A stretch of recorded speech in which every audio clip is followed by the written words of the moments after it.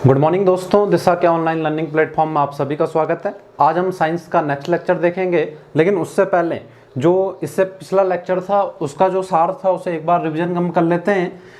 Last lecture में जो महत्वपूर्ण बातें निकल के आई थी, पहली बात जो निकल के आई थी वो ये थी कि मैंने एंजाइम के कुछ विशिष्ट लक्षण बताए, जिनमें मैंने एक बात तो ये बताई थी, लगभग सभी एंजाइम क्या होते हैं, प्रोटीन। लेकिन सभी प्रोटीन क्या नहीं होते, एंजाइम नहीं होते।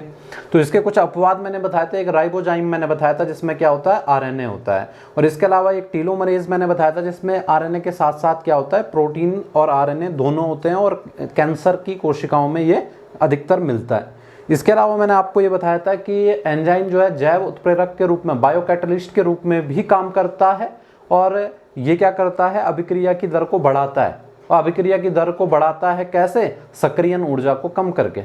ठीक है, ये बातें निकल के आ गई थी। उसके बाद हमने कुछ ग्राफ की बात की थी, और उन ग्राफ से हम देख रहे थे, जैसे E1, E2, E3 की हमने बात की थी, जिनमें हमने ये देखा था कि E2 जो है, जो ट्रांजिशन स्टेट होती है, उसमें एनर्जी जो होती है सबसे ज़्यादा होती है। E3 में क्या होती है, सबसे कम होती है। जिसमें सबसे ज़्यादा एनर्जी होगी वो सबसे ज़्यादा अस्थायी होगा, और जिसमें सबसे कम एनर्जी होगी वो सबसे ज़्यादा क्या होगा, स्थायी होगा। ये बात भी निकल के आ गई थी।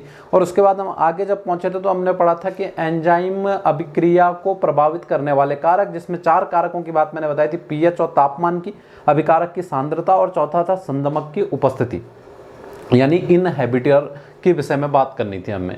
उन चारों में भी मैंने पहले बताया था पीएच और तापमान, जिसमें मैंने बताया था कि एक निश्चित बिंदु होगा वहां तक एक शुरुआत में क्या होगा, पीएच और ताप को हम बढ़ाएंगे तो अभिक्रिया की दर जो होगी वो बढ़ती जाएगी, और एक पॉइंट आएगा जिसमें कि अभिक्रिया की दर मैक्सिमम होगी, उसे हम ऑप्टिमम कह रहे थे।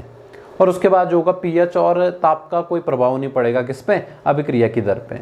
अच्छा, अभिक्रिया सांद्रता में हमने पढ़ा था कि अभिक्रिया सांद्रता में भी ठीक ऐसा ही होगा, यानी कि एक प्लेस होगा जिसको एक्टिव साइट हम कहते हैं, जिसमें कि क्या होना है, अभिकारक ने आके जुड़ना है एंजाइम के एक्टिव साइट पे।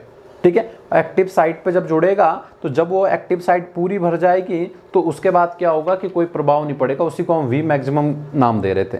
उसके बाद हमने माइकलस मेंटेन इक्वेशन देखी, जिसमें V बराबर वी मैक्स एस अपॉन के एम प्लस एस था, और के एम हमने पढ़ा था कि ये क्या होता है, माइकलस मेंटेन जो नियतांक होता है वो होता है, और इसके बारे में हमने ये पढ़ा था कि अभिकारक की सांद्रता, अभिकारक की वो सांद्रता जिसपे कि अभिक्रिया की दर अधिकतम की आधी होती है, उसे क्या कह रहे थे हम, केएम कह रहे थे। तो इतनी जानकारी लास्ट लेक्चर में हो गई थी, वहाँ से मेन पॉइंट हमारे ये निकल के आए थे।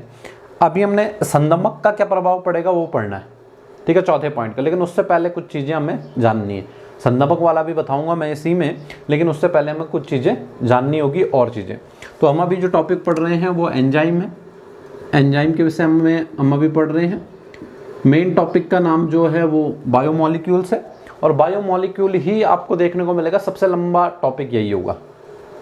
इसके बाद जो हम टॉपिक पढ़ने वाले हैं सेल जेनेटिक्स वगैरह, उनमें इतना ज़्यादा टाइम नहीं लगेगा। बायोमोलिक्यूल सबसे लंबी यूनिट होगी, ठीक है, लेकिन सबसे ज़रूरी भी होगी क्योंकि बेसिक है, कई सारे क्वेश्चन यहाँ से बन जाते हैं। फिर सेल से भी आप देखोगे, सेल से भी कुछ ना कुछ क्वेश्चन जो है ज़रूर बनते हैं, उसमें कुछ बेसिक है, कुछ कोशिका विभाजन वाली स्टेजों से बनते हैं क्वेश्चन जो थोड़े से कठिन टाइप के होते हैं, उनको भी देखेंगे आसानी से।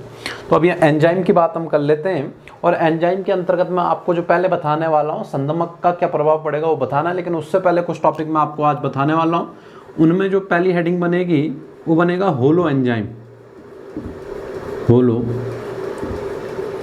एंजाइम, ठीक है, होलो एंजाइम, होलो एंजाइम, या इसका होलो एंजाइम का एक दूसरा नाम भी होता है कंजुगेटेड, कंजुगेटेड, कंजुगेट एंजाइम भी बोल सकते हैं हम इसे। कंजुगेट का मतलब हिंदी में क्या हो जाएगा, संयुक्त एंजाइम, संयुक्त एंजाइम। अब देखिए यहाँ पे मैंने एक लिखा होलो एंजाइम, या इसी का दूसरा नाम मैंने क्या लिखा, कंजुगेट एंजाइम। और कंजुगेट का मतलब क्या होता है, संयुक्त, और संयुक्त का मतलब क्या होता है, मिक्सअप, ठीक है। यानी कि ऐसा एंजाइम, होलो एंजाइम किसे कहेंगे, ऐसा एंजाइम जिसमें प्रोटीन हो, क्योंकि लगभग सभी एंजाइम क्या होते हैं, रासायनिक दृष्टि से क्या होते हैं, प्रोटीन, ये बात हमें पता है। लेकिन प्रोटीन, एक तो इसमें प्रोटीन भाग होगा, प्रोटीन वाला पार्ट तो होगा ही, प्लस एक एक्स्ट्रा हो गैर प्रोटीन भाग, गैर प्रोटीन भाग, प्रोटीन प्लस गैर प्रोटीन भाग, ठीक है। ऐसा एंजाइम, जनरली सारे एंजाइमों में केवल क्या होगा, प्रोटीन भाग होगा सामान्यतः, लेकिन ऐसे एंजाइम जिनमें प्रोटीन भाग के साथ साथ एक गैर प्रोटीन भाग भी जुड़ा हो, इन्हें कहते हैं होलो एंजाइम या कंजुगेट एंजाइम। ठीक हो गया, परिभाषा तो क्लियर है। जिसमें प्रोटीन भाग के साथ क्या होगा, गैर प्रोटीन भाग भी जुड़ा होगा, उसे क्या कहेंगे, होलो एंजाइम या फिर कंजुगेट या फिर संयुक्त एंजाइम कहते हैं। अब यहां से और चीज देखिए इसके विषय में, जो ये प्रोटीन भाग होगा, होलो एंजाइम में दो पार्ट आ रहे हैं, एक प्रोटीन वाला पार्ट आ रहा है और एक कौन सा आ रहा है, गैर प्रोटीन वाला पार्ट आ रहा है। जो प्रोटीन भाग होता है होलो एंजाइम का, इसे नाम दिया जाता है एपो एंजाइम।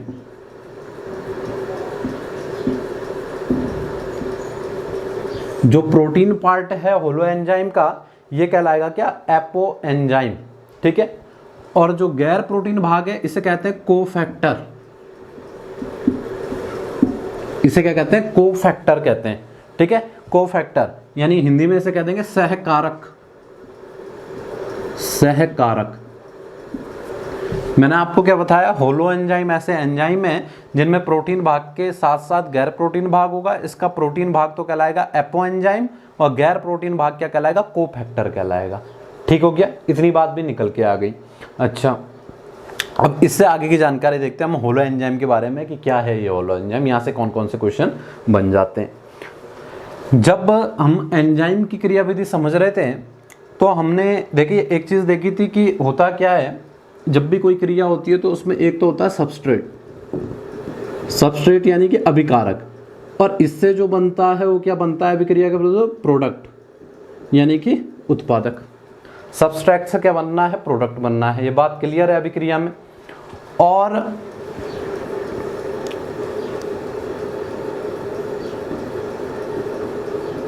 एंजाइम ने काम करना है इसमें उत्प्रेरक की तरह। तो सबस्ट्रेट्स का प्रोडक्ट में बदलना, ये प्रक्रिया क्या कहलाएगी, उत्प्रेरण कहलाएगी, कैटालिसिस कहलाएगी। जो सबस्ट्रेट है इसका किस में बदलना, प्रोडक्ट में बदलना, तो ये क्रिया क्या कहलाएगी, इसी क्रिया को हम क्या कहेंगे, उत्प्रेरण कहते हैं। इसे क्या कहते हैं, उत्प्रेरण कहा जाता है इस प्रक्रिया को। ठीक हो गया, उत्प्रेरण कहा जाता है इस प्रक्रिया को। जब सबस्ट्रेट किस में बदलता है, प्रोडक्ट में, तो ये उत्प्रेरण कहलाता है। और इसमें एंजाइम क्या काम करता है, उत्प्रेरण का काम करता है, ये हमें पहले से पता है। अच्छा, अब यहाँ पे आपको एक चीज़ याद रखनी है कि होलो एंजाइम में जो ये कोफैक्टर है यानी जो गैर प्रोटीन भाग है, ये क्या होता है, ये उत्प्रेरण के लिए आवश्यक है, उत्प्रेरण के लिए आवश्यक। अब यहां से ध्यान से देखिए क्वेश्चन क्या बनता है। यहां से क्वेश्चन ये बनेगा कि अगर होलो एंजाइम से कोफैक्टर को हटा दिया जाए या होलो एंजाइम से गैर प्रोटीन भाग को हटा दिया जाए तो कौन सी क्रिया रुक जाएगी, कौन सी क्रिया रुक जाएगी। तो आंसर होगा उत्प्रेरण की क्रिया रुक जाएगी, क्योंकि उत्प्रेरण के लिए आवश्यक कौन सा फैक्टर होता है होलो एंजाइम में, कोफैक्टर। जबकि जो उत्प्रेरण करना काम होगा किसका, इसका। जबकि जो एंजाइम सबस्ट्रेट आके जुड़ेगा वो किस वाले पार्ट में जुड़ेगा, प्रोटीन वाले पार्ट, ठीक है, वो प्रोटीन वाले पार्ट में जुड़ेगा। जबकि जो है उत्प्रेरण के लिए आवश्यक जो होगा वो कौन सा होगा, कोफैक्टर आवश्यक होता है। एक तो ये वाली जानकारी आपको याद रखनी है, ठीक है। इतनी जानकारी निकल के आ गई, होलो एंजाइम ऐसा होता है और इसमें एपो एंजाइम एक पार्ट है, एक कौन सा है, कोफैक्टर है। यहाँ पे मेन कौन सा है, कोफैक्टर, क्योंकि कोफैक्टर के बिना कौन सी प्रक्रिया नहीं होगी, उत्प्रेरण की प्रक्रिया नहीं होती है।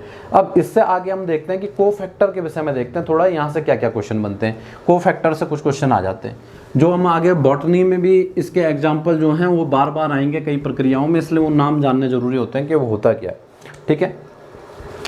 कोफैक्टर की बात बता रहा हूं मैं, कोफैक्टर, कोफैक्टर को हमने क्या कहा था, सहकारक। कोफैक्टर के बारे में एक पॉइंट तो हमें पहले से पता है कि ये क्या है, गैर प्रोटीन भाग है, गैर प्रोटीन भाग। होलो एंजाइम का कौन सा पार्ट है, गैर प्रोटीन भाग है, ये बात तो पहले से क्या है, क्लियर है। अब हम बात करते हैं इसके प्रकार के टाइप्स की, कि ये कोफैक्टर जो है, ये सहकारक जो है कितने टाइप का होता है। तो मेनली इसके टाइप जो होते हैं वो होते हैं कितने, 3 टाइप, ठीक है। कोफैक्टर कितने टाइप का होता है, 3। पहला जो होता है इसे कहते हैं प्रोस्टैटिक समूह। स्टैटिक समूह। दूसरा जो होता है इसे कहते हैं कोएंजाइम, कोएंजाइम। और तीसरा जो होता है इसे कहते हैं मेटल आयन। ये 3 पार्ट हैं, यानी कि कोफैक्टर के 3 प्रकार कौन से हैं? प्रोस्टैटिक समूह, कोएंजाइम और मेटल आयन। अब इन तीनों के विषय में देखिए, आपकी इनकी पहले परिभाषा क्या है, फिर इनके एग्जाम्पल बहुत इंपॉर्टेंट है। ठीक है, एग्जाम्पल ज़्यादा इंपॉर्टेंट है। प्रोस्टैटिक समूह जो है वो क्या होता है? ठीक है, जो क्या होगा, ऐसा कोफैक्टर जो कि एपोएंजाइम से, एपोएंजाइम क्या है? जो प्रोटीन वाला भाग है। ऐसा कोफैक्टर जो कि क्या हो, एपोएंजाइम से दृढ़ता पूर्वक या मजबूती से जुड़ा हो, उसे क्या कहते हैं? वो कौन सा समूह होता है? प्रोस्टैटिक समूह कोफैक्टर हो जाएगा। अगर जो कोफैक्टर है वो क्या है? एपोएंजाइम से, यानी जो प्रोटीन भाग है उससे मजबूती या दृढ़ता से जुड़ा हुआ हो, तब वो कहलाएगा प्रोस्टैटिक समूह। यानी मैं इसमें ये लिख सकता हूं कि एपोएंजाइम से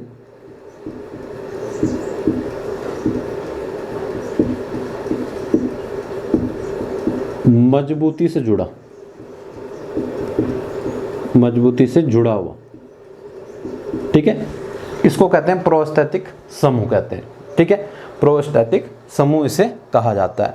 अच्छा, अब इसके एपोएंजाइम जो होंगे, इसके एग्जाम्पल कौन से होते हैं? इसका एग्जाम्पल होता है हीमो समूह। कौन सा? हीमो समूह। हीमो ग्रुप जो होता है ये क्या होता है? इसका एग्जाम्पल होता है किसका? प्रोस्टैटिक समूह का। अगर ये किसी होलो एंजाइम में अगर क्या है, हीम समूह अगर जुड़ा हुआ है, हीमो समूह अगर जुड़ा हुआ है, तो किस टाइप का समूह कहलाएगा? प्रोस्टैटिक समूह। वहां पे ये माना जाएगा कि वो एपोएंजाइम से क्या है, मजबूती के साथ जुड़ा हुआ होगा। ठीक है, इसके एग्जाम्पल क्या होंगे, मतलब किस एंजाइम में होते हैं ये तो सही है, होमो समूह। लेकिन होमो समूह किस एंजाइम में, अगर वो ये पूछ ले कि होमो समूह किस एंजाइम में, तो याद रखना कि वैसे तो जो ये हीमो समूह होता है, ये हीमो समूह हीमोग्लोबिन में भी होता है, लेकिन हीमोग्लोबिन इसका यहाँ पे जो होगा एग्जाम्पल नहीं होगा। क्यों? क्योंकि हीमोग्लोबिन प्रोटीन है, लेकिन वो क्या नहीं है? एंजाइम नहीं है। ये बात मैंने पहले आपको बताई कि सभी प्रोटीन क्या नहीं होते, जो सभी प्रोटीन होते हैं वो क्या नहीं होते? एंजाइम नहीं होते। तो हीमोग्लोबिन प्रोटीन में आता है, लेकिन इसके अंतर्गत नहीं आता। तो यहाँ पे आपको याद रखना परऑक्सीडेज,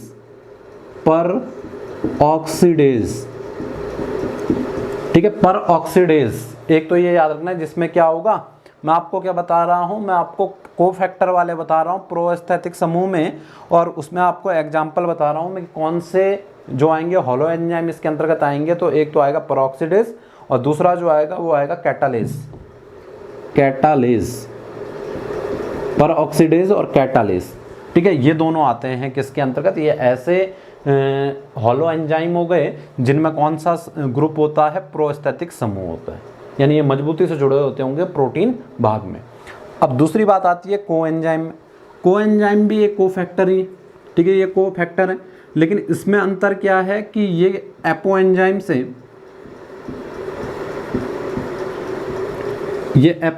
दृढ़ता से नहीं जुड़े होंगे, यानी कि हम ये बोल सकते हैं कि एपोएंजाइम से ढीले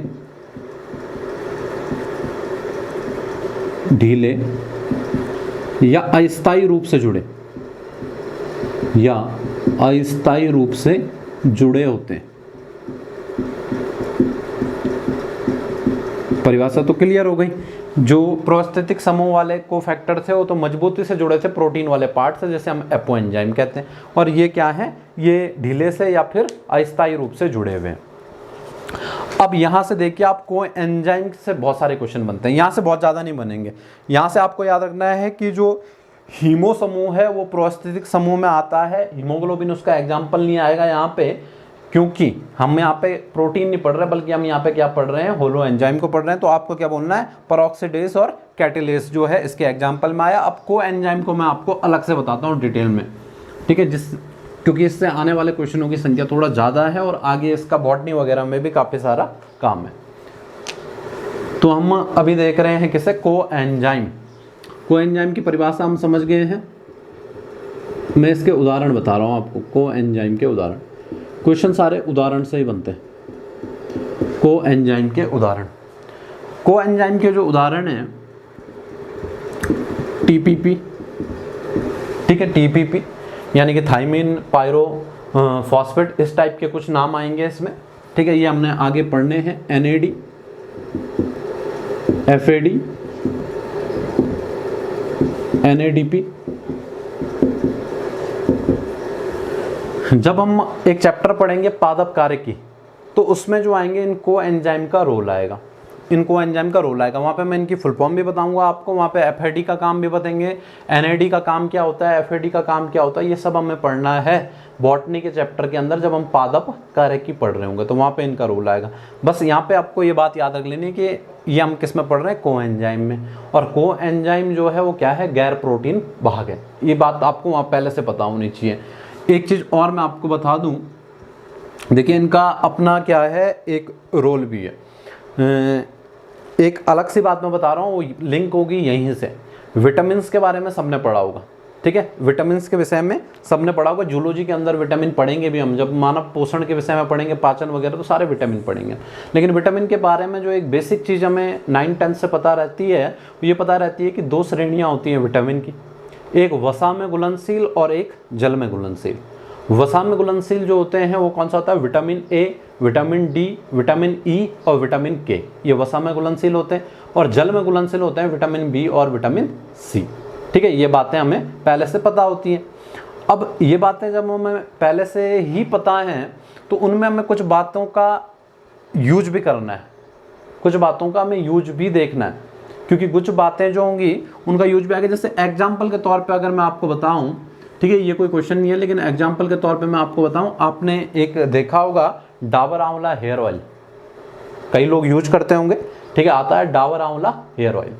अब डाबर आंवला हेयर ऑयल जो है, उसमें जो है ये दावा रहता है कि वो किसका तेल है, आंवले का तेल है। आंवले का तेल है, यानी कि आंवला उसमें पड़ा हुआ है, आंवले का ही वो शुद्ध आंवले का तेल है, डाबर आंवला जो हेयर ऑयल है। लेकिन उसको अगर हम देखेंगे तो डाबर आंवला में जो होगा वो क्या होगा, विटामिन कौन सा होगा, C। विटामिन कौन सा होगा, C। और विटामिन C को जब हम देखते हैं तो विटामिन C किस में घुलनशील है, जल में, ना कि वसा या तेलीय पदार्थों में घुलनशील नहीं होता, वो किस में होता है, जल में घुलनशील। लेकिन उसे वो क्या बता रहे हैं कि डाबर आंवला जो है वो हेयर ऑयल है, वो तेल है, और उसमें आंवला भी। तो ये बात जो होगी वो विज्ञान की दृष्टि से अगर हम देखें व्यावहारिक नहीं है, क्योंकि अगर उसमें विटामिन C यानी आंवला शुद्ध है तो वो किस में मिक्स नहीं हो सकता, तेल में नहीं हो सकता, बल्कि किस में होगा, पानी में होगा। जबकि वो उससे बोलते हैं कि वो हेयर ऑयल है, ठीक है, वो क्या है, ऑयल है। तो इसका मतलब क्लियर सा रहता है कि वो ऑयल है, उसमें विटामिन C आंवला जो होगा उसकी मात्रा कहीं नहीं होगी, ठीक है। वो एक प्रचार जो है उसके लिए हो गया, उस टाइप के केमिकल यूज होंगे, लेकिन ऐसा नहीं हो सकता कि वो शुद्ध आंवले का यूज हो और विटामिन C उसमें डाला गया हो, क्योंकि अगर विटामिन C होगा तो तब तो जल में घुलनशील होगा, ना कि तेल में। लेकिन उनका दावा ये रहता है कि वो तेल है, ठीक है, वो क्या है, और हेयर ऑयल है, यानी कि तेल है। तो तेल में कभी भी विटामिन C क्या नहीं हो सकता, घुला हुआ नहीं हो सकता। अब छोड़िए वाली बात, लेकिन हम विटामिन की बात क्यों कर रहे हैं यहाँ पे, क्योंकि एक क्वेश्चन यहाँ से रिलेटेड है कि विटामिन B जो होता है, B कॉम्प्लेक्स बताया ना आपको, B कॉम्प्लेक्स में सारे होते हैं, B1 B2, ये सारे B कॉम्प्लेक्स के या B संकुल के विटामिन कहलाते हैं विटामिन B में। ये सारा विटामिन के बारे में हमने डिटेल में पढ़ना है जूलॉजी के अंदर ही। लेकिन जो विटामिन B होता है उसके बारे में मैं एक बात बता रहा हूँ कि अधिकांश सह एंजाइम यानी को एंजाइम, ठीक है, सह एंजाइम जो अधिकांशता क्या होते हैं, सह एंजाइम होते हैं, का निर्माण कौन करता है, विटामिन B। जो ये मैंने इससे अलावा भी होते हैं, ठीक है, आदि, इसके अलावा और भी हैं। जो अधिकांश को एंजाइम होंगे इनके निर्माण में सहायक कौन सा विटामिन है, तो आंसर होगा विटामिन B।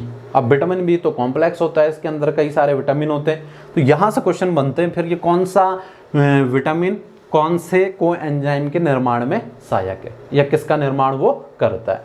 तो यहाँ से देखिए आप क्या क्वेश्चन बनेंगे, इंपॉर्टेंट क्वेश्चन है ये, बिल्कुल याद रखने हैं आपको। विटामिन, या मैं शॉर्ट में लिख देता हूँ ऐसे, vitamin B1, vitamin B1, vitamin B1 जो है इसे क्या कहते हैं, थायमिन, ये सब मैं बताऊंगा वहाँ पे नाम नूम, B1 को थायामीन। और विटामिन B1 जो है ये किसके निर्माण में सहायक है, TPP, जो मैंने यहाँ पे बताया था TPP इसके निर्माण में सहायक है, इसलिए इसको क्या कहते हैं, थायामीन पायरो फॉस्फेट इसे कहा जाता है। ठीक है, तो ये TPP के निर्माण में कौन सा हो गया, विटामिन B1। अब ये याद रखना, TPP वगैरह सब आगे आ जाएंगे। अगला विटामिन B2 राइबोफ्लेविन जिसे कहते हैं।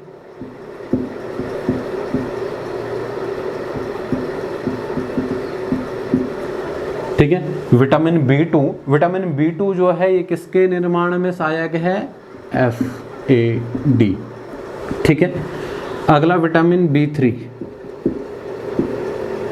नियासिन इसे कहते हैं, पढ़ेंगे आगे हम इनके नाम वगैरह, कॉम्प्लेक्स को पूरा पढ़ेंगे, नियासिन।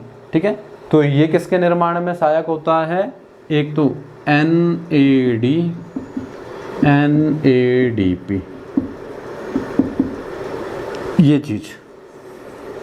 ठीक है, ये चीज आपको जरूर याद रखनी है। क्या, विटामिन B1 थायामीन किसके निर्माण में सहायक है, किस कोएंजाइम के, TPP। विटामिन B2 राइबोफ्लेविन किसके, FAD। विटामिन B3 नियासिन किसके, NAD और NADP। ज़्यादा कठिन भी याद करना नहीं है, ये चीज़ आपको पहले से ही क्या होनी चाहिए, पता होनी चाहिए। ये इस तरीके से आ जाएगा। ठीक हो गया, ये हो गए कौन से, कोएंजाइम। सेकेंड टाइप के क्या हो गए, ये कोफैक्टर हो गए। ठीक हो गया, और ये क्वेश्चन यहाँ से बनते हैं जो मैंने आपको बता दिया। या तो ये बोल सकता है कोएंजाइम के निर्माण में कौन सा विटामिन सहायक है, तो आंसर हो जाएगा विटामिन B। और पर्टिकुलर पूछता है तो B1 से B2 से और B3 से क्वेश्चन बन सकते हैं, वो आपको बताने। ठीक हो गया, अब तीसरा देखते हैं हम। तीसरा टाइप कोफैक्टर का मैंने बताया, मेटल आयन। क्या होते हैं, मेटल आयन। यानी कि मेटल आयन तो क्लियर है, यानी कि जो क्या होंगे, सहकारक के रूप में काम करेंगे लेकिन क्या होंगे, मेटल होंगे। उनको क्या कहेंगे, मेटल आयन कहेंगे। सहकारक के रूप में काम करेंगे लेकिन क्या होंगे, धातु होंगे। धातु होंगे और कैसे होंगे, अकार्बनिक पदार्थ होंगे। ठीक है, ये कैसे होंगे, अकार्बनिक पदार्थ होंगे जो कि मेटल आयन आएंगे। ये सब क्या होंगे, इसके अंतर्गत क्या आते हैं, अकार्बनिक धातुएं आती हैं और अकार्बनिक पदार्थ होते हैं। अकार्बनिक पदार्थ होंगे, गैर प्रोटीन पार्ट ये भी होगा क्योंकि कोफैक्टर का ही ये क्या है, एग्जाम्पल है। अब इसके अंतर्गत देखते हैं हम, यहाँ से कुछ क्वेश्चन बनेंगे। अब यहाँ से भी एक सारणी है, जैसे कोएंजाइम की थी, कौन कौन से मेटल, जैसे कि जिंक आ गया, या जेडन लिख देता हूँ सीधे, वो पता ही है आपको, जेडन मतलब क्या हो गया, जिंक हो गया। जेडन के विषय में अगर देखेंगे तो आपसे क्या पूछेगा कि Zn जो है, जिंक जो है, वो किस किस एंजाइम में या किस किस होलो एंजाइम में जिंक जो होता है वो मेटल आयन के रूप में होता है, या कोफैक्टर के रूप में जिंक किस किस में होता है। ठीक है, तो इनके नाम मैं आपको बता रहा हूँ। पहला जो होगा नाम, इसके अंतर्गत 3 नाम आते हैं जिंक वाले में। पहला होता है एल्कोहल, एल्कोहल डिहाइड्रोजिनेस।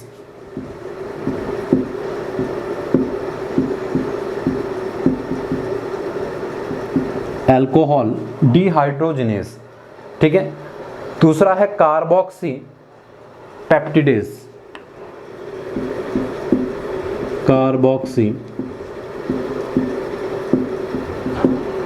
पेप्टिडेज। और तीसरा है रुबिस्को। ठीक है, नहीं, तीसरा आएगा कार्बोनिक एनहाइड्रेस, कार्बोनिक एनहाइड्रेस। ठीक है, जिंक किस किस में, होलो एंजाइम में है, एल्कोहल डिहाइड्रोजिनेस, कार्बोक्सी पेप्टिडेस और कार्बोनिक एनहाइड्रेस। इनमें तो क्या होता है, जिंक होता है। यहाँ से भी एक बारी क्वेश्चन जो है वो बना है। ठीक है, जिंक से, इनमें से किस में होगा जिंक, तो इन तीनों में से कोई आएगा। ठीक है, फिर है मैग्नीशियम। अब मैग्नीशियम जो है, इधर मैं क्या लिखा रहा हूँ, इधर मैं उन एंजाइमों के नाम लिखा रहा हूँ जिसमें क्या पाया जाएगा, जिंक मिलेगा। ये एंजाइम के नाम है इस साइड वाले, एल्कोहल डिहाइड्रोजिनेस, कार्बोक्सी पेप्टिडेस, ये क्या है, ये एंजाइम के नाम है। ये उन एंजाइमों के नाम है जिनमें अकार्बनिक पदार्थ के रूप में या फिर नॉन गैर प्रोटीन के रूप में क्या होगा, जिंक की उपस्थिति होगी, यानी मेटल आयन जिनमें होगा, उन एंजाइम के नाम में। मैग्नीशियम वाला अगर देखेंगे तो DNA पॉलीमरेज इंपॉर्टेंट है, DNA पॉलीमरेज। ठीक है, डायरेक्ट पूछ सकता है आपसे कि DNA पॉलीमरेज जो एंजाइम होता है, इसमें जो मेटल आयन होता है उसमें किसकी उपस्थिति होती है, तो आपको टिक करना है क्या, मैग्नीशियम की। Kinase, kinase, DNA polymerase, kinase और रूबिस्को। ठीक है, रूबिस्को प्रकाश संश्लेषण में हम पढ़ने वाले हैं। और इसके अलावा रूबिस्को के अलावा एक और हम पढ़ेंगे वहाँ पे पेपकेस, प्रकाश संश्लेषण के अंदर रूबिस्को और पेपकेस की बात आएगी। तो इनमें सब में क्या होता है, मैग्नीशियम होता है। DNA polymerase, kinase, rubisco. Enzyme के नाम ले रहे हैं। अब यहाँ पे आप क्लोरोफिल नहीं बोलोगे, क्लोरोफिल जो हो गया वो क्या हो गया, वर्णक हो गया, पिगमेंट हो गया। यहाँ पे क्या लिख रहे हैं हम, एंजाइम के नाम जिनमें कि ये वाले मेटल आयन होते हैं। तो अभी अब क्लोरोफिल वगैरह नहीं बता रहा मैं, क्योंकि वो क्या होते हैं, पिगमेंट हो तो क्या है, वर्णक है। अच्छा, इसके अलावा कॉपर, 3 नंबर पे कॉपर। कॉपर वाले जो एग्जाम्पल है इसमें आएगा एक तो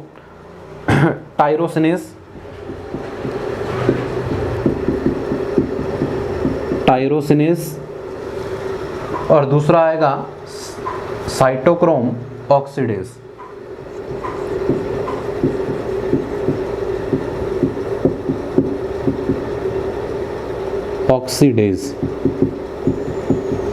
साइटोक्रोम ऑक्सीडेज।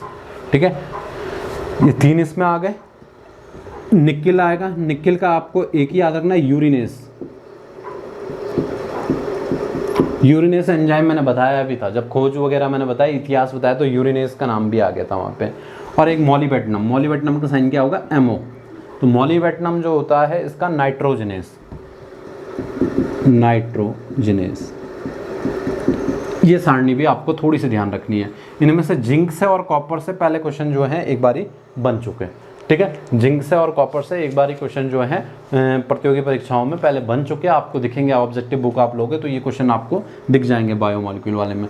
क्या याद रखना है आपको, मेटल आयन में जिंक होता है अल्कोहल डिहाइड्रोजनेस, कार्बोक्सीपेप्टिडेज और कार्बोनिक एनहाइड्रेज में। मैग्नीशियम होता है डीएनए पॉलीमरेज में, काइनेज में, रूबिस्को में, पेपकेस में।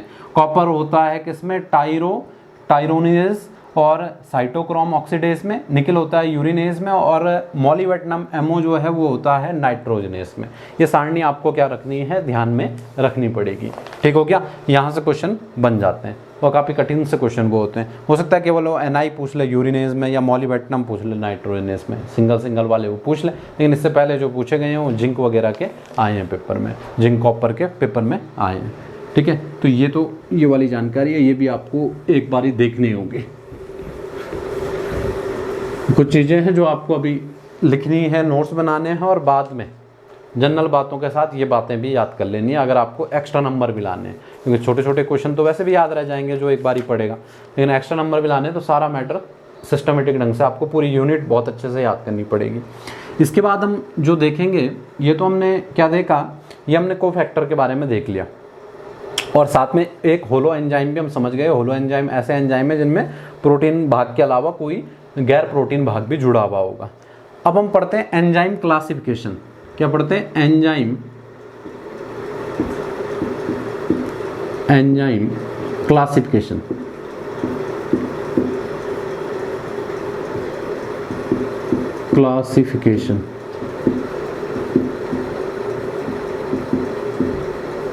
एंजाइम क्लासिफिकेशन यानी एंजाइम वर्गीकरण कि एंजाइम को कितने वर्गों में बांटा जाता है। एंजाइम को तो एंजाइम के याद रखने हैं आपको, कितने वर्गों में बांटते हैं, 6।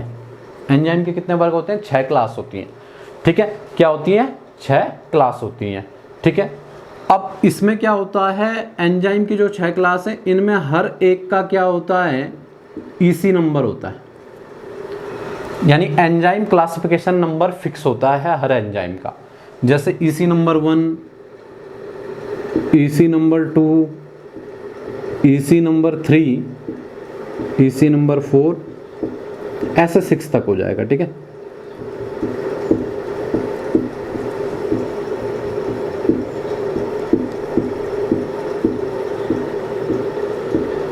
ऐसे ये फिक्स नंबर है, यानी कि इनके कुछ नाम होंगे और उसको इसी नंबरिंग में हमें बोलना है।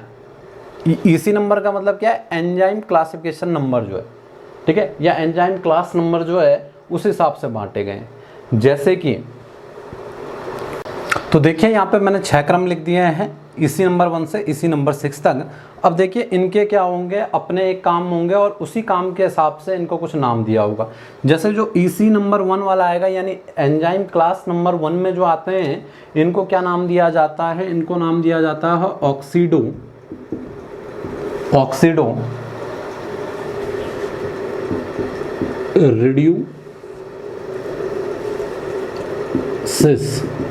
ऑक्सीडो रिड्यूसिस, या फिर इसका एक और नाम है डिहाइड्रोजिनेसिस,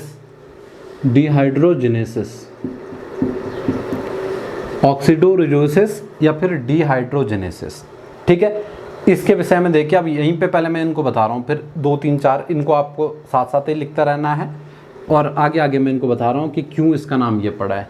जो भी क्या आएंगे एंजाइम क्लास नंबर 1 में आएंगे इनको नाम दिया जाएगा ऑक्सीडो रिड्यूसिस। कई एंजाइम इसके अंतर्गत आ जाएंगे, इनको डिहाइड्रोजिनेसिस या ऑक्सीडो रिडक्सेस क्यों कहा जा रहा है, क्योंकि ये क्या करते हैं, काम तो इन्होंने किसका करना है, एंजाइम किसका काम करेगा, उत्प्रेरण का काम करेगा। किसका काम करेगा, उत्प्रेरण का काम करेगा।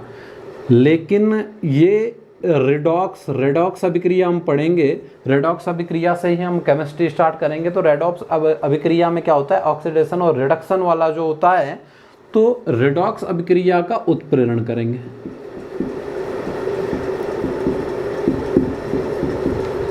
यानी कि ऐसे एंजाइम जहां पे रेडॉक्स अभिक्रिया हो रही हो, रेडॉक्स यानी कि ऑक्सीडेशन या रिडक्शन हो रहा हो, वहां पे उत्प्रेरण का काम जो एंजाइम करेंगे उनको रखा जाएगा एंजाइम क्लासिफिकेशन नंबर 1 वाली सीरीज में, और इन्हें हम नाम देंगे ऑक्सीडो रिडक्सेस या फिर डिहाइड्रोजिनेसिस, क्योंकि इसमें क्या होता है, हाइड्रोजन आयन भी निकलता है, इसलिए ये नाम भी इसका पड़ा है। यानी होगा क्या कुल मिला के, इसमें रेडॉक्स अभिक्रिया में क्या होता है, इलेक्ट्रॉन का स्थानांतरण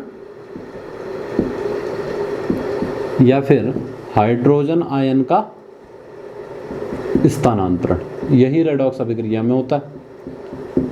ठीक है, तो ये सारी चीजें जो होंगी इसके अंतर्गत होंगी। यानी होगा क्या, जैसे कोई रिएक्शन बताऊं मैं आपको कैसे काम करेगा, ये जो इसी नंबर 1 का क्या होगा, एंजाइम होगा, वो कैसे काम करेगा। जैसे कि मैंने ये R मान लिया, ये एक अभिकारक है।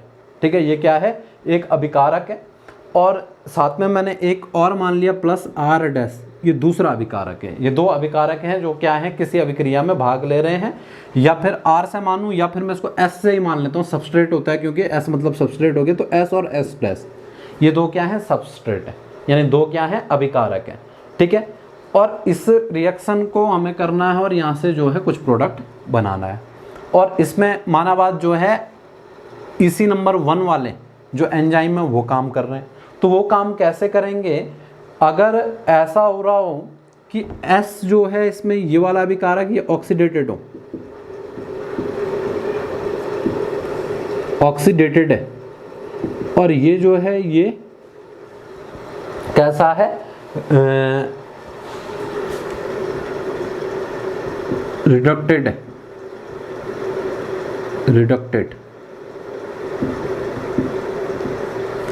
ठीक है, ये ऑक्सीडेटेड और ये रिडक्टेड है, तो ये एंजाइम क्या करेगा, इनका स्थानांतरण कर देगा, यानी आपस में बदल देगा। जब प्रोडक्ट जो बनेगा उसमें जो S है ये तो हो जाएगा रिडक्टेड, और जो ये S' है ये हो जाएगा ऑक्सीडेटेड। इस प्रकार का स्थानांतरण, इस प्रकार का क्या स्थानांतरण करने का जो काम करेंगे ऑक्सीडेशन और रिडक्शन अभिक्रिया के अंदर, उन्हें रखा जाएगा इसी नंबर 1 में, और क्या कहा जाएगा, ऑक्सीडो रिडक्सेस या फिर डिहाइड्रोजिनेसिस, ऐसे एंजाइम को कहा जाएगा जो किस में आते हैं, पहली सीरीज में आते हैं। ठीक हो गया, ये इसके अंतर्गत आते हैं। जैसे कि इसके एग्जाम्पल अगर वो बोले कि इसके उदाहरण बताओ कौन से एंजाइम है जो इसी नंबर 1 में आते हैं, तो बहुत सिंपल सा है, एग्जाम्पल याद करने की जरूरत भी नहीं है। एक तो जो आएगा उसे बोलते हैं ऑक्सीडेसिस एंजाइम इसमें आ जाएगा, और दूसरा जो है उसका नाम है रिडक्टेसिस। क्या हो जाएगा, रिडक्टेसिस, ये नाम से ही पता है। ऑक्सीडेटिव और रिडक्टेसिस एंजाइम जो है इसी नंबर 1 वाले हो गए, जिनका काम क्या है, रिडॉक्स अभिक्रिया का उत्प्रेरण करना, यानी कि वो क्या कर देंगे, स्थानांतरण कर देंगे। जो ऑक्सीकृत होगा उसे बदल जाएंगे अपचयित में, इसका मतलब ऑक्सीडेटेड का मतलब क्या होता है, ऑक्सीकृत, और इसका मतलब क्या हो, अपचयित। तो ऑक्सीकृत को अपचयित में और अपचयित को उसमें क्या कर देंगे, स्थानांतरित कर देंगे। तो ये वाले जो हो जाएंगे वो किस में आएंगे, वो नंबर 1 में आएंगे। अब देखिए दूसरा नंबर 2, फिर बाद में सबको एक बार देखेंगे कि कुल मिला के निकला क्या। यहाँ से ये बात निकल के आ गई कि इन्होंने करना है उत्प्रेरण, लेकिन किस अभिक्रिया में, रेडॉक्स अभिक्रिया का उत्प्रेरण। यही बात तो निकल के आ गई कि जो भी इसके अंतर्गत आएगा वो फिक्स होंगे, वो एंजाइम होंगे जो रेडॉक्स अभिक्रिया का उत्प्रेरण का काम करेंगे। ठीक है, अब देखते हैं दूसरा EC नंबर 2। इसके एंजाइम जो होते हैं EC नंबर 2 वाले, इनको कहलाते हैं, ये कहलाते हैं ट्रांसफेरेज। ये क्या कहलाते हैं, ट्रांसफेरेज। ट्रांसफेरेज कहलाते हैं EC नंबर 2 वाले एंजाइम। ट्रांसफेरेज से सीधा नामकरण से पता लग रहा है जिनका काम क्या है, ट्रांसफर करना। ठीक है, यानी इनका काम क्या होता है, रासायनिक समूह का, रासायनिक समूह का एक अभिकारक से दूसरे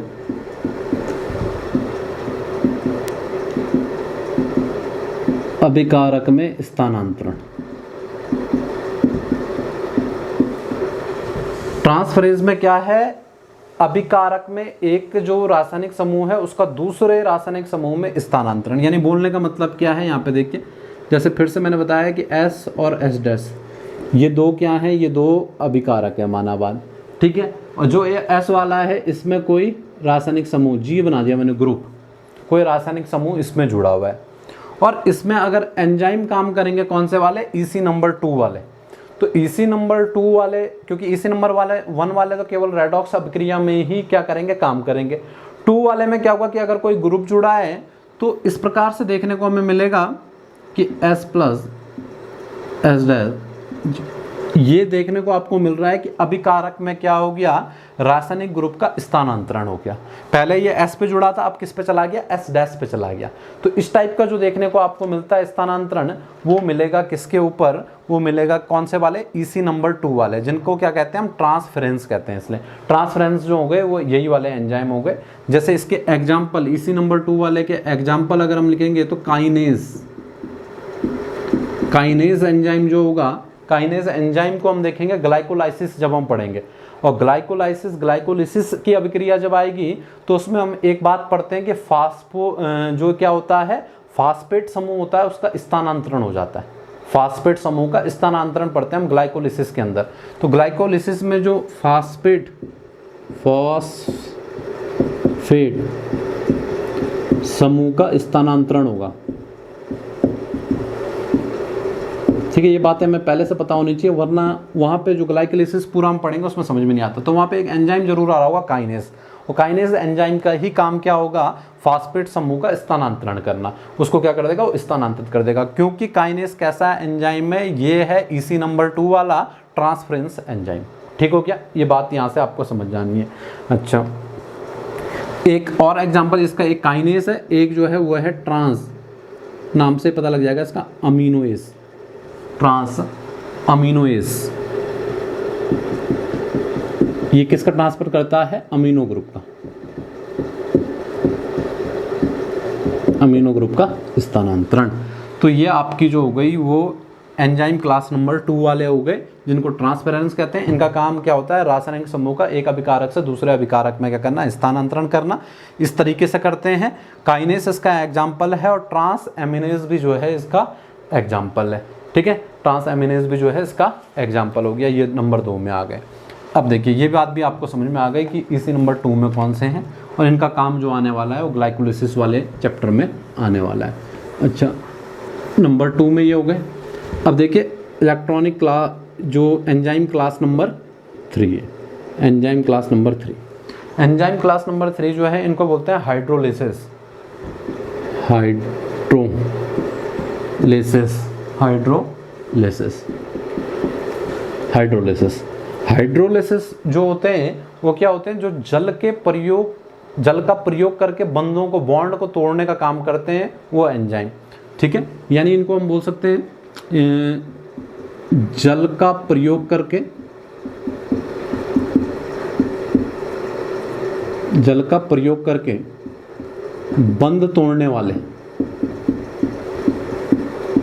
बंध तोड़ने वाले एंजाइम है। जल अपघटनीय कहते हैं इन्हें, जल अपघटनीय एंजाइम। सीधा क्वेश्चन भी पूछ सकता है आपसे कि इनमें से कौन सा जल अपघटनीय है। वैसे तो आधे से ज़्यादा हाइड्रो देख के कर ही लेंगे, तो हाइड्रोलाइसिस जो होंगे वो कौन से होंगे, कैटेगरी 3 में आते हैं, जो जल का प्रयोग करके बॉन्डों को तोड़ते हैं।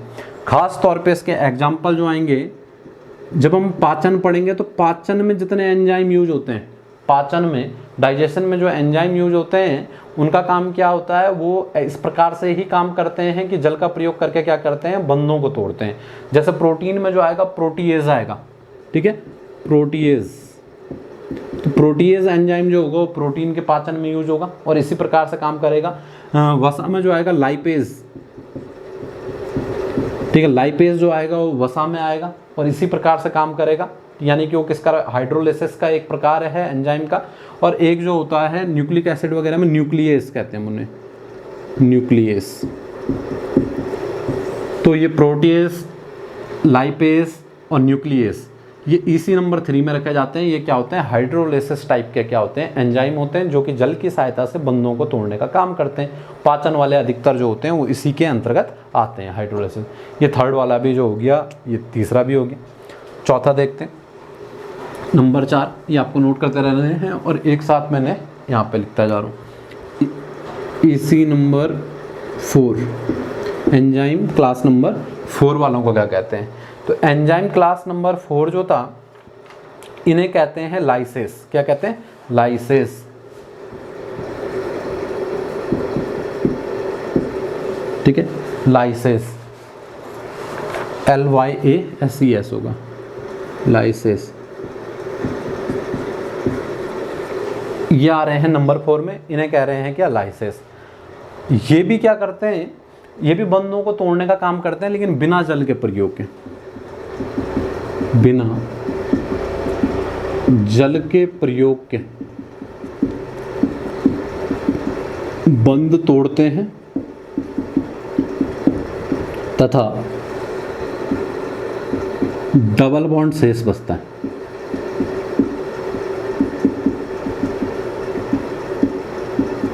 डबल बॉन्ड शेष बचता है। ये क्या करेंगे, बिना जल के प्रयोग के क्या करेंगे, बॉन्डों को तोड़ेंगे, जिससे कि क्या बचेगा, डबल बंध शेष बचेगा। जैसे कि एग्जाम्पल के तौर पे अगर मैं बताऊं इन्हें लाइसेस को, जैसे कि ये एक कार्बन है, ये एक कार्बन है, ठीक हो गया, इनसे ग्रुप जुड़े हुए हैं, कोई X, इससे कोई Y ग्रुप जुड़ा हुआ है, ठीक हो गया। अब जैसे कि जल का प्रयोग से ये बंध तोड़ रहे थे, ये बिना जल के प्रयोग के क्या करेंगे, बंध तोड़ेंगे।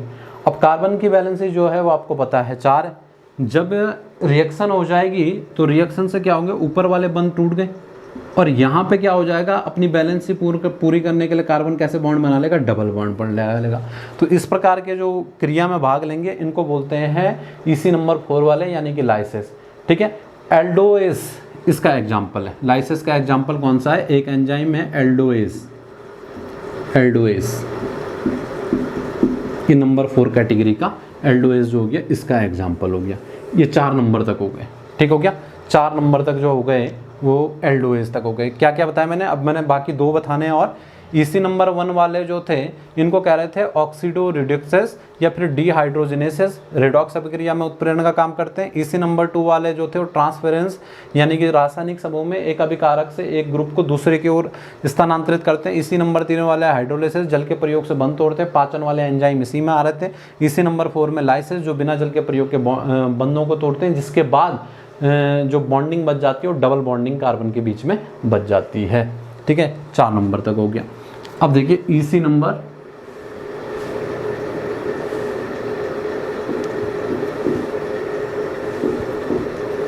5, यहाँ पे शायद क्लियर नहीं दिख रहा आपको, आगे से निकालता हूँ मैं। 4 तो मैंने आपको समझा ही दिए, यहीं पे आपको अब ईसी नंबर 5 और 6 भी बता देता हूँ मैं।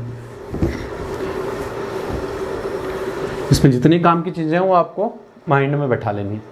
क्लियर याद ना रहे, पर कम से कम ऑप्शन टिक करते वक्त कुछ ना कुछ आपको पता रहे कि ये चीज़ें मैंने एक बार पढ़ी हैं, इसलिए पढ़नी है, एक बार रिविजन करनी है, पेपर में ऑब्जेक्टिव लाइफ जो याद रह जाए। 5, ठीक है, कैटेगरी जो हो गई वो 5 वाली, इनको बोलते हैं आइसोमेरेसिस। क्या कहते हैं? आइसोमेरेसिस,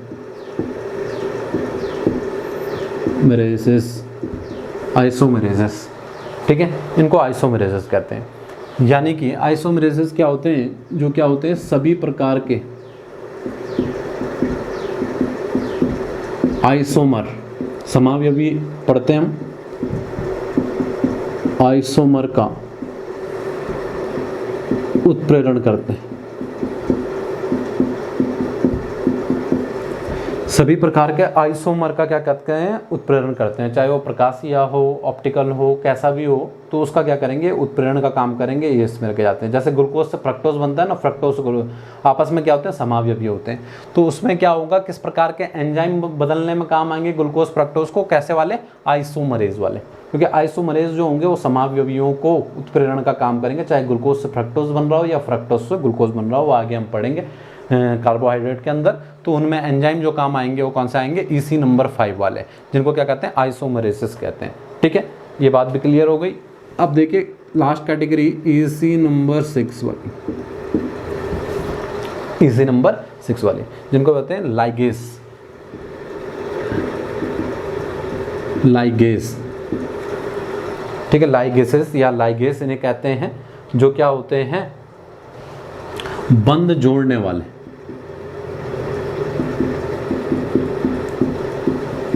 बंध जोड़ने वाले उत्प्रेरण का काम करेंगे, जो बंध जोड़ने वाले का। इससे पहले जो मैंने आपको बताया लाइसेस बताया, वो बंध तोड़ने वाला था, हाइड्रोलिसिस बताया, बंध तोड़ने वाला था। लाइगेस कैसा है? बंध जोड़ने वाले उत्प्रेरणों में क्या करेगा? भाग लेगा।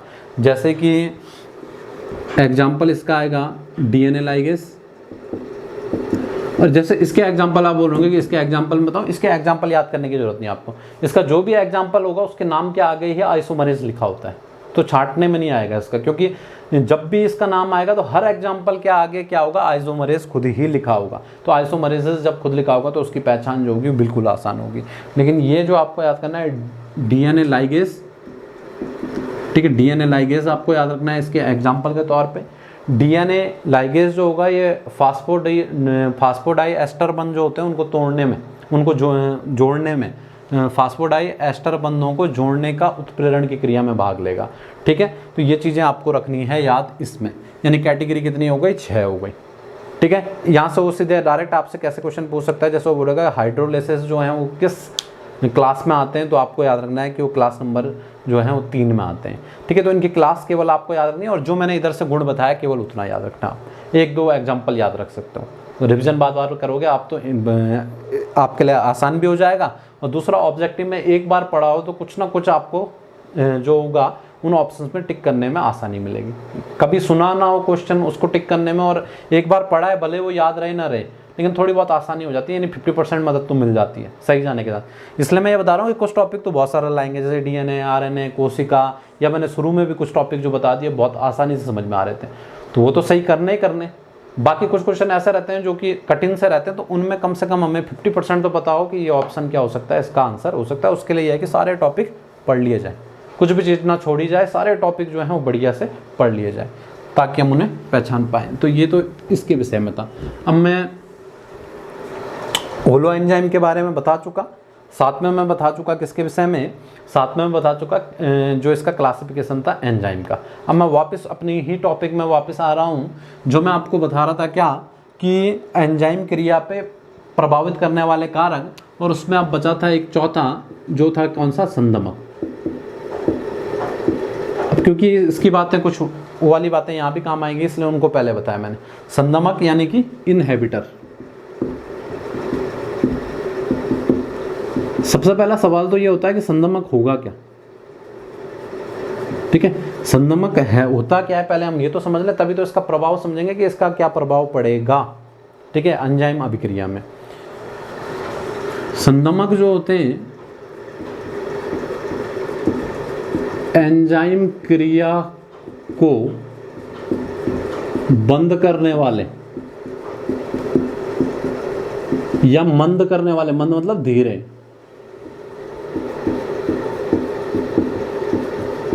करने वाले होते, ये निकल के आ गया। संदमक जो है वो है जो एंजाइम क्रिया को क्या कर देंगे, या तो बंद कर देंगे या तो क्या कर देंगे, मंदित कर देंगे, संदमित कर देंगे। संदमित का मतलब क्या होता है, धीरे। उस क्रिया को क्या कर देंगे, हल्का कर देंगे। किस क्रिया को, एंजाइम क्रिया को। रासायनिक अभिक्रिया में तो मैंने बताया है कि एंजाइम जो है जैव उत्प्रेरक का काम कर रहे हैं। एंजाइम का अपना काम तो बायो कैटलिस्ट वाला है, यानी कि अभिक्रिया की दर को बढ़ाना। लेकिन एंजाइम क्रिया को भी धीमा करने का काम जो करते हैं वो कौन से हैं, उनको क्या कहते हैं, इनहिबिटर कहते हैं, संदमक। एंजाइम क्रिया अगर हल्की होगी तो आप ये पता लगा सकते हो कि रासायनिक अभिक्रिया की दर तेज होगी या हल्की होगी, हल्की, क्योंकि एंजाइम का काम क्या है, रासायनिक अभिक्रिया की दर को तेज करना। लेकिन संदमक क्या कर रहे हैं, वो एंजाइम क्रिया को ही क्या कर दे रहे हैं, धीमा कर दे रहे हैं, मंद कर दे रहे हैं। कैसे मंद कर रहे हैं तो इसको हम देखेंगे। सबसे पहले हम इसमें देखते हैं कि संदमन के प्रकार क्या होते हैं। संदमन, संदमक के नहीं, संदमन के, उस प्रक्रिया। संदमन क्या हो गया, संदमक अलग अलग तरीके से, इनहिबिटर अलग अलग ढंग से एंजाइम क्रिया को क्या करेंगे, धीमा करने का काम करेंगे। अब धीमा करने का काम करेंगे तो वो क्रिया, धीमा करने की क्रिया क्या कहला रही, संदमन। धीमा करने वाला संदमक कहला रहा है और धीमा करने की क्रिया संदमन कहला रही है। तो यानी कि इनहिबिशन कह देंगे हम उसे, इसे इनहिबिटर कह रहे हैं, उसे क्या कह देंगे, इनहिबिशन। इस संदमन को क्या कह देंगे, इनहिबिशन। अब ये इनहिबिशन भी कई टाइप से होगा, उसके टाइप देखते हैं हम। पहला जो होता है उसे बोलते हैं कॉम्पिटिटिव, कॉम्पिटिटिव, कॉम्पिटिटिव इनहिबिशन, ठीक है। कॉम्पिटिटिव इनहिबिशन, BITI, इनहिबिटर ये, ठीक है, इनहिबिट, BITION, इनहिबिशन। कॉम्पिटिटिव का मतलब क्या होता है, कॉम्पिटिटिव तो आपको पता ही है, प्रतिस्पर्धा, ठीक है। यानी कि उसको हिंदी में क्या बोलना चाहिए, मैं प्रतिस्पर्धा, प्रतिस्पर्धा संदमन, ठीक है। प्रतिस्पर्धा, कॉम्पिटिटिव को क्या बोल देंगे, प्रतिस्पर्धा संदमन। तो ये संदमन, प्रतिस्पर्धा संदमन कैसे होता है, इस बात को आपको देखना है। देखिए यहाँ पे समझिए इसे,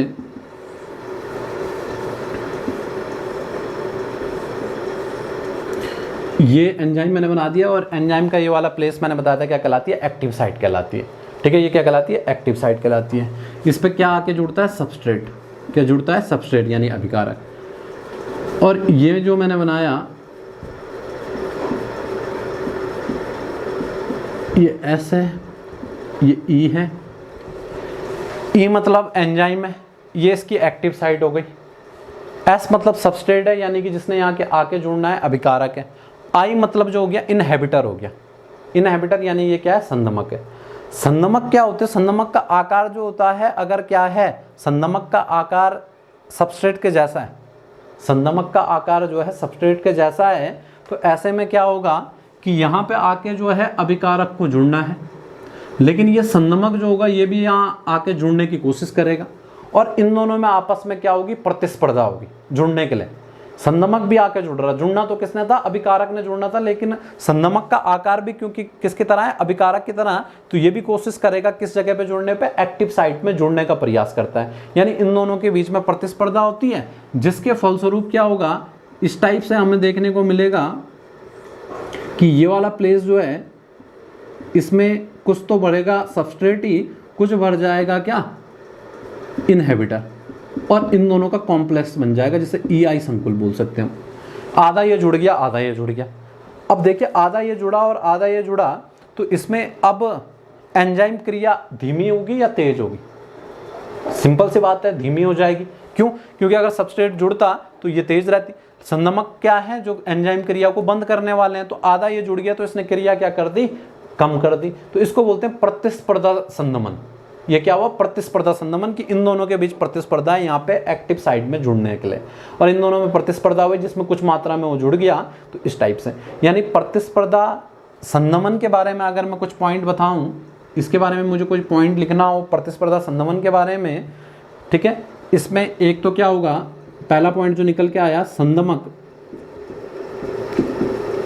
अभिकारक के समवृत्तीय होगा। समवृत्तीय यानी साइज में वैसा ही होगा, एक तो ये बात निकल के आई, तभी तो ऐसा हुआ है। जो अभिकारक का साइज था वैसे ही मिलता जुलता साइज था किसका, इनहेबिटर का। एक तो ये होगा, और दूसरा सक्रिय स्थल पर यानी एक्टिव साइड स्थल पर जुड़ने के लिए प्रतिस्पर्धा दिखाएगा।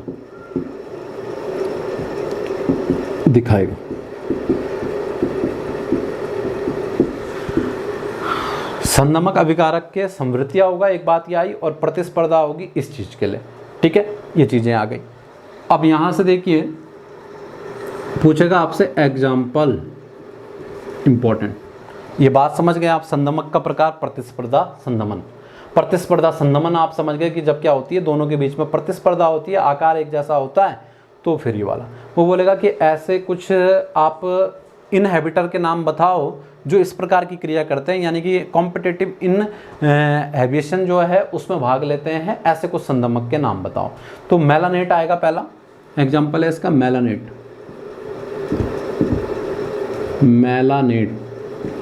मेलानेट जो है एक इस प्रकार का संदमक है जो क्या करता है, किस प्रकार का संदमन दिखाता है, प्रतिस्पर्धा संदमन दिखाता है।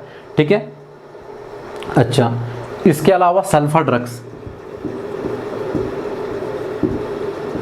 ये जूलॉजी में भी पढ़ोगे आप। सल्फर ड्रग्स जो क्या होते हैं, बैक्टीरिया को मारने के लिए यूज में लिए जाते हैं। तो उसमें क्या होता है, बैक्टीरिया जैसे चले गए तो क्या करते हैं, फॉलिक एसिड का निर्माण करते रहते हैं और बॉडी में जो रहते हैं वो आसानी से बने रहते हैं। तो सल्फर ड्रग्स क्या करता है, सल्फर ड्रग्स वहाँ पे क्या करेगा, जो फॉलिक एसिड का संश्लेषण है उसको क्या कर देगा, संदमित कर देगा, जिससे क्या हो जाएगी, बैक्टीरिया की मृत्यु हो जाएगी। तो सल्फर ड्रग्स जो होंगे वहाँ पे भी हो जाएंगे। ठीक है, तो ये तो इसके विषय में आया। अब यहाँ से नोट में मैं आपको एक क्वेश्चन पूछ रहा हूँ आपको कि अगर मानावाद ऐसा है, अगर क्या है कि एक एंजाइम है, ये अभिकारक है और ये जो है वो क्या है, इनहेबिटर है, दोनों का साइज सेम है, यानी दोनों संवृत्तियां हैं, दोनों क्या है, संवृत्तियां हैं। तो हम क्या करें, क्योंकि ये भी यहाँ जुड़ने का प्रयास करेगा, ये भी यहाँ जुड़ने का प्रयास करेगा, तो हम क्या करें जिससे कि संदमन जो है उसे कम किया जा सके। हमें क्या करना चाहिए कि संदमन कम हो जाए। दोबारा से आप सुनिए, ये एंजाइम है, ये सबस्ट्रेट है और ये क्या है, इनहिबिटर है, दोनों संवृत्तियां हैं, एक ही साइज के। अब दोनों यहाँ जुड़ना शुरू करेंगे तो इससे एंजाइम की क्रिया धीमी पड़ेगी, यानी उसी को हम संदमन कहते हैं। लेकिन मैं क्या करूं इसमें, हम क्या कर सकते हैं इसमें कि संदमन की क्रिया धीमी ना हो। तो बताइए क्या करना होगा हमें कि संदमन की क्रिया धीमी ना हो। साइज तो सेम है यहाँ पे, उसमें हम कुछ नहीं कर सकते। तो क्या करना होगा, मैं ऐसा पूछ लेता हूँ कि संदमन की क्रिया को रोकने के लिए फिर क्या करना होगा हमें। तो देखिए, संदमन की क्रिया को रोकने के लिए हमें क्या करना होगा, ये जो सबस्ट्रेट है, अगर मैं क्या करूँ, इसकी सांद्रता बढ़ा दूँ, इसकी क्या करूं, सांद्रता बढ़ा दूं। मानावाद 50% जो है इसकी जुड़ने की क्षमता और 50% इसकी जुड़ने की क्षमता है। लेकिन मैं अगर अब क्या करूं, अभिकारक की सांद्रता बढ़ा दूं, तो ऐसे में क्या हो जाएगा, संदमक के जुड़ने की जो क्षमता हो जाएगी वो क्या हो जाएगी, कम हो जाएगी, जिससे संदमन क्या हो जाएगा, कम हो जाएगा। यानी नोट बना के आपको ये इंपॉर्टेंट पॉइंट लिखना है कि संदमन की मात्रा को कम करने के लिए अभिकारक का सांद्रण बढ़ाना होगा। ठीक है, अभिकारक का सांद्रण बनाना होगा, इस टाइप की। आगे मैं इस पे और क्वेश्चन बताने वाला अभी कि कैसे संदमन को कम करने के लिए क्या करना चाहिए, आपको अभिकारक की सांद्रता बढ़ा देनी चाहिए, जिससे क्या हो जाए, उसके जुड़ने की जो पॉसिबिलिटी हो जाए वो कम हो जाए। और जुड़ने की, जब संदमन कम जुड़ेगा तो संदमक कम जुड़ेगा तो संदमन की क्रिया क्या होगी, कम होगी। ठीक है, एक तो ये चीज़ नोट बना के आपको याद रखनी है, इंपॉर्टेंट बात है। इससे आगे की बात मैं भी संदमक में आगे बताऊंगा। ताला चाबी सिद्धांत बचा हुआ है, एंजाइम में भी एक दो चीज़ें और बची हुई है, नेक्स्ट लेक्चर में जो होगी उसकी बात होगी, और फिर हम एंजाइम को ख़त्म करते हुए और आगे कार्बोहाइड्रेट वगैरह के बारे में बात करेंगे। यही जो पूरा बायोमोलिक्यूल है, सबसे लंबा यही टॉपिक है, बाकी जो है इतने बड़े नहीं है। सेल हो, सेल डिवीज़न हो, जेनेटिक्स हो, बायोटेक्नोलॉजी हो, ठीक है, मॉलिकुलर बायोलॉजी हो, इतने ज़्यादा बड़ा कोई नहीं आएगा जितना बायोमोलिक्यूल आएगा। इसका इक्वली यूज है बायोमोलिक्यूल, एक तो ये काम आ रहा है जूलॉजी में, दूसरा बॉटनी में, तीसरा केमिस्ट्री में भी है। ठीक है, तीनों जगह यह काम आने वाला है, यानी जितनी जानकारी आप यहाँ से जुटाओगे तीनों सब्जेक्ट में आपके लिए हेल्पफुल होगा। तो ये जानकारी हो चुकी है यहाँ तक कि इससे आगे जानकारी नेक्स्ट वीडियो में आपको मिलेगी। धन्यवाद।